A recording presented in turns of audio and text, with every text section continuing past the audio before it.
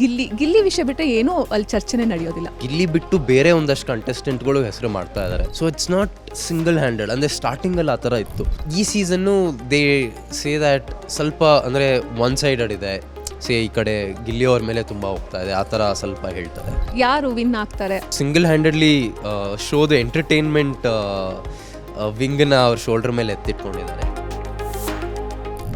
ಧಾರಾವಾಹಿ ಮತ್ತು ರಿಯಾಲಿಟಿ ಶೋಗಳಲ್ಲಿ ಪದೇ ಪದೇ ಕಾಣಿಸ್ಕೊಳ್ತಾ ಇದ್ದಂತಹ ಒಬ್ಬ ಕಲಾವಿದ ಇವತ್ತು ನಮ್ಮ ಜೊತೆಗಿದ್ದಾರೆ, ಸ್ನೇಹಿತ್ ಗೌಡ ಅವರು. ಆದರೆ ಇತ್ತೀಚಿನ ದಿನಗಳಲ್ಲಿ ಅವ್ರನ್ನ ನಾವು ಎಲ್ಲೂ ಕೂಡ ನೋಡ್ತಾ ಇಲ್ಲ. ಸೋಷಿಯಲ್ ಮೀಡಿಯಾದಲ್ಲಿ ಸ್ವಲ್ಪ ನೋಡ್ತಾ ಇದ್ದೀವಿ.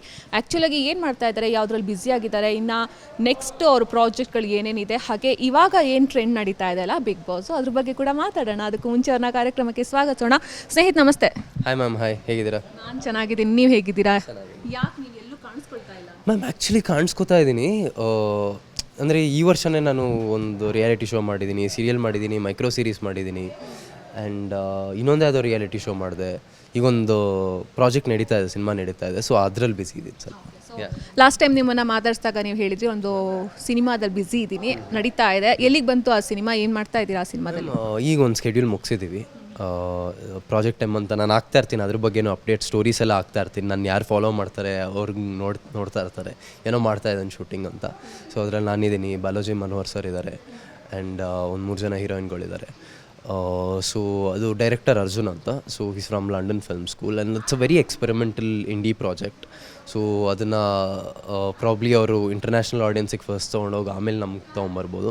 ಸೊ ಆ ಥರ ಏನೋ ಅಂದರೆ we are doing something so special and it's a very experimental thing. So ಅದರಲ್ಲಿ ತುಂಬ ಟೈಮ್ ಹೋಗ್ತಾ ಇದೆ. ಸೊ ಜೀವನ ಹೇಗೆ ನಡೀತಾ ಇದೆ ಇವಾಗ ಸದ್ಯದ ಮಟ್ಟಿಗೆ? ಆಮೇಲೆ ನಿಮ್ಮ ಸಿನಿಮಾಗಳಲ್ಲಂತೂ ಬ್ಯುಸಿ ಆಗಿದ್ದೀರಾ. ಸೊ ನೆಕ್ಸ್ಟ್ ಫ್ಯೂಚರಲ್ಲಿ ಏನೇನೆಲ್ಲ ಪ್ಲ್ಯಾನ್ ಇಟ್ಕೊಂಡಿದ್ದೀರಾ? ಏನೇನು ಅದಕ್ಕೆ ತಕ್ಕಂತೆ ಕೆಲಸಗಳನ್ನು ಮಾಡ್ತಾ ಇದ್ದೀರಾ? ಮ್ಯಾಮ್ ಅಂದರೆ ನಾನು ಐ ಆಮ್ ವೆರಿ ಅಂದರೆ ಒಂದು ಪ್ರಾಜೆಕ್ಟಿಂದ ಇನ್ನೊಂದು ಪ್ರಾಜೆಕ್ಟಿಗೆ ಹೋಗೋದು. ನಾನು ಐ ಆಮ್ ವೆರಿ ಫೋಕಸ್ಡ್. ಆ ಟೈಮಲ್ಲಿ ಅದು ಬಿಟ್ಟು ನಾನು ಬೇರೆ ಏನೋ ಯೋಚನೆ ಮಾಡಲ್ಲ. ಸೊ ಈಗ ಆ ಪ್ರಾಜೆಕ್ಟ್ ನಡೀತಾ ಇದೆ, ಅದು ಬಿಟ್ಟು ಬೇರೆ ಒಂದಷ್ಟು ಡಿಸ್ಕಷನ್ ನಡೀತಾ ಇದೆ, and it just happens. And ಸಡನ್ನಾಗಿ ಯಾರೋ ಕರೀತಾರೆ, ಸೀರಿಯಲ್ ಮಾಡು ಅಂತಾರೆ, ಇನ್ಯಾವುದೋ ರಿಯಾಲಿಟಿ ಶೋ ಕರೀತಾರೆ. So I am very open minded that. So ನಿಮ್ಮನ್ನು ನೆಕ್ಸ್ಟ್ ಯಾವ ಸೀರಿಯಲಲ್ಲೂ ನೋಡೋವಂಥ ಚಾನ್ಸ್ ಸಿಗೋದಿಲ್ವಾ ನಮಗೆ? ಬಿಕಾಸ್ ನೀವು ಸಿನಿಮಾದಲ್ಲಿ ಬ್ಯುಸಿ ಆಗಿದ್ದೀನಿ ಅಂತ ಹೇಳಿರೋ ಪ್ರಕಾರವಾಗಿ. ಸೊ ಅಂದರೆ ನೆವರ್ ಸೇ ನೆವರ್ ಅಂತಾರಲ್ಲ.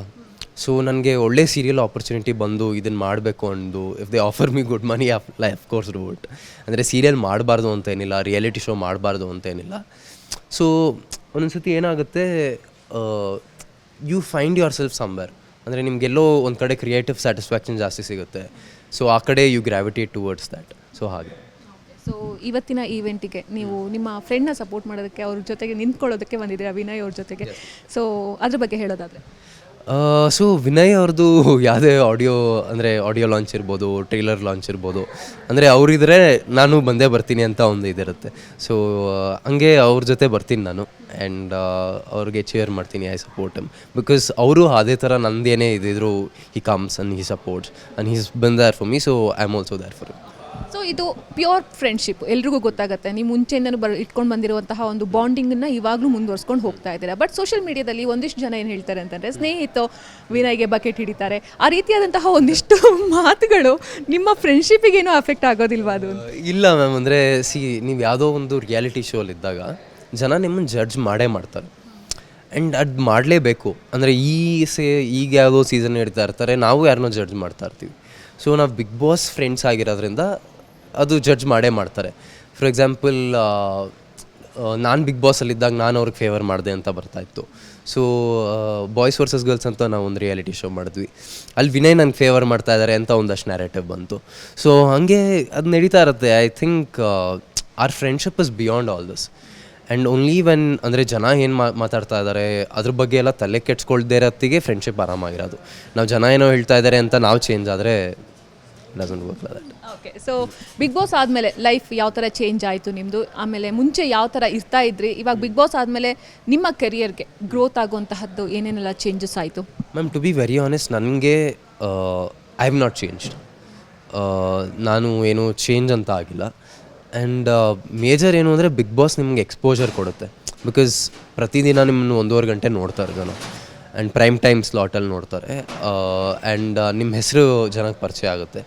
ಅದು ಬಿಟ್ಟು it's just another show, and you move on ಅಷ್ಟೇ. ಸೊ ಅದು ಶೋ ಮುಗಿದ ತಕ್ಷಣ ನಿಮ್ಮದು ರುಟೀನ್ ಏನಿರುತ್ತೋ ಅದು ಓಕೆ ಫೈನ್.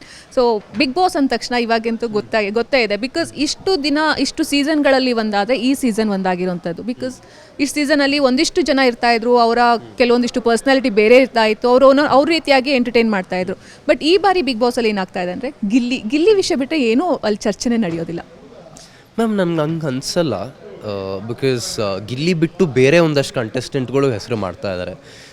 ಅಶ್ವಿನಿ ಮ್ಯಾಮ್ ಇರ್ಬೋದು, ರಕ್ಷಿತಾ ಅವ್ರು ಇರ್ಬೋದು, ಈಗ ರೀಸೆಂಟಾಗಿ ಹೋಗಿರೋ ರಜತ್ ಮತ್ತು ಚೈತ್ರ ಇರ್ಬೋದು.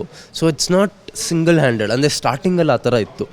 ಪ್ರಾಬ್ಲಿ ದ ಫಸ್ಟ್ 4-5 ವೀಕ್ಸ್ ತುಂಬ ಹೋಗ್ತಾ ಇತ್ತು. ಬಟ್ ಐ ಫೀಲ್ ಲೈಕ್ ತುಂಬ ಬೇರೆ ಜನಕ್ಕೂ ಸಪೋರ್ಟ್ ಬರ್ತಾ ಇದೆ ಆ್ಯಂಡ್ ಒನ್ ಸೈಡೆಡ್ ಈಗಿಲ್ಲ ಅನಿಸುತ್ತೆ. ಸೊ ನೀವು ಫಾಲೋ ಮಾಡ್ತೀರಾ ಬಿಗ್ ಬಾಸ್ನ?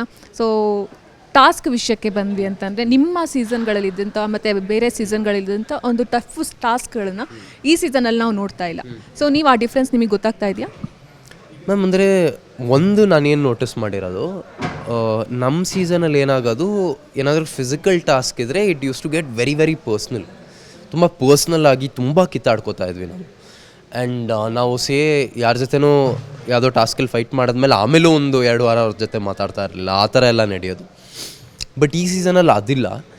ಬಟ್ ಕೆಲವರು ತುಂಬ ಅಂದರೆ they are giving it their all, ಚೆನ್ನಾಗೇ ಆಡ್ತಾ ಇದ್ದಾರೆ. ಆ್ಯಂಡ್ ಮೊನ್ನೆ ರಜತ್ತು ಸೂರಜ್ ತುಂಬ ಫಿಸಿಕಲಿ ಇದಾಯಿತು, ಅವ್ರಿಗೇನೋ ಏಟಾಯಿತು ತಲೆ. ಆ್ಯಂಡ್ ಪಾಪ ಅಶ್ವಿನಿ ಮ್ಯಾಮು ಚೈತ್ರ ಮ್ಯಾಮ್ ಇಬ್ಬರು ರಕ್ತ ಸುರಿಸ್ತಾ ಇದ್ದಾರೆ. ಆ್ಯಂಡ್ ಅಂದರೆ ಅನಿಸುತ್ತೆ ಯಾವುದೋ ಒಂದು ಸೀಸನಲ್ಲಿ ಹಿಂಗಾಯಿತು ಅಂತ. But I feel like every season ಅವರು ಅವ್ರಿಗೇನು ಎಫರ್ಟ್ ಹಾಕಬೇಕು ಅದನ್ನು ಕೊಡ್ತಾ ಇರ್ತಾರೆ ಅನ್ಸುತ್ತೆ.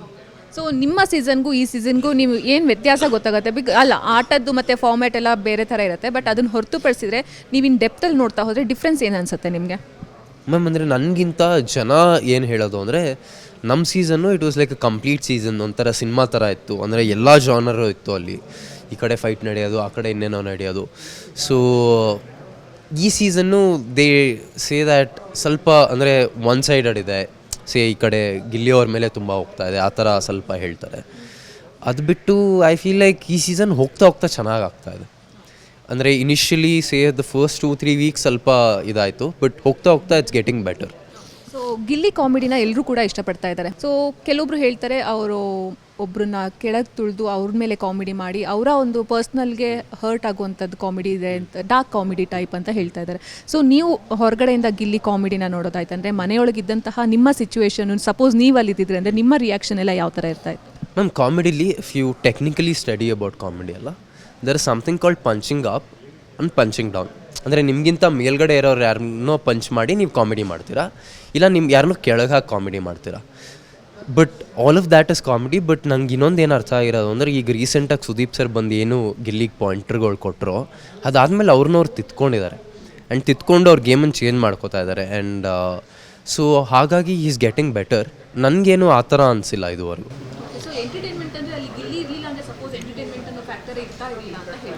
ಹೌದು, ಅಂದರೆ ಅವರು ಸಿಂಗಲ್ ಹ್ಯಾಂಡೆಡ್ಲಿ ಶೋದ ಎಂಟರ್ಟೈನ್ಮೆಂಟ್ ವಿಂಗನ್ನ ಅವ್ರ ಶೋಲ್ಡರ್ ಮೇಲೆ ಎತ್ತಿಟ್ಕೊಂಡಿದ್ದಾರೆ. ಬಟ್ ನನಗೂ ಹಂಗೆ ಅನಿಸುತ್ತೆ. I agree. ಸೊ ಯಾರು ವಿನ್ ಆಗಬೇಕು ಅಂತ ಅನಿಸುತ್ತೆ? ಯಾರು ಆಟ ನಿಮಗೆ ತುಂಬ ಇಷ್ಟ ಆಗ್ತಾ ಇದೆ? ಯಾರು ತಮ್ಮ ಆಟದಲ್ಲಿ ಒಂದು ಸ್ವಲ್ಪ ಚೇಂಜಸನ್ನು ತೊಗೋಬೇಕು ಅಂತ ನಿಮ್ಗೆ ಅನ್ಸುತ್ತೆ? ಮ್ಯಾಮ್ ನನಗೆ I feel this is a lady season. ಈ ಸೀಸನ್ ಲೇಡೀಸ್ದೇ ಮೇಜರ್ ಹೋಗ್ತಾ ಇರೋದು.